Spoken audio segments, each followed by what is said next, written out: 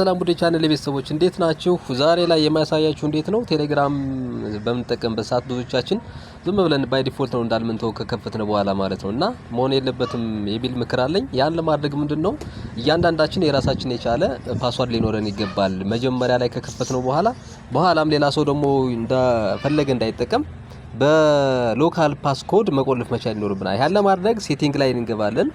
እዚህ ሴቲንግ ላይ ከገባን በኋላ ፕራይቬሲ ኤንድ ሴኩሪቲ የሚለውን ነገር እንነካለን።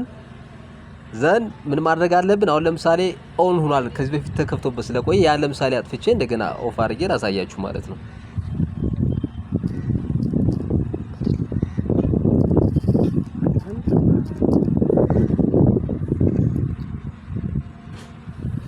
ልክ ስታዩት እዚህ ጋር ፓስኮድ ኦፍ ይላል። አሁን ይሄ ኦፍ ሆነ ማለት ምንድነው ሎካል ፓስኮድ ቴሌግራማችን ላይ አላስቀምጥንም ማለት ነው። ስለዚህ ምን ማድረግ አለብን?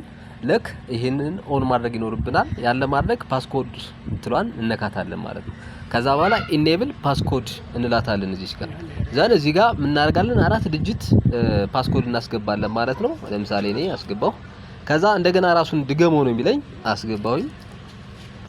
ከዚህ በኋላ ምን ሆነ ማለት ነው? ሎካሊ ፓስኮዳችን ምን ሆነ ማለት ነው?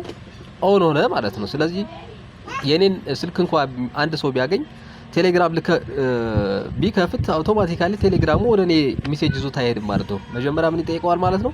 ያስቀመጡትን ሎካል ፓስኮድ ካላስገባ በስተቀር ያን ቴሌግራም አክሰስ ማድረግ አይችልም ማለት ነው። ስለዚህ ከአንድ ሰዓት በኋላ ለምሳሌ አውቶሎክ 1 ሰዓት ይላል እዚህ ጋር 1 hour ይላል።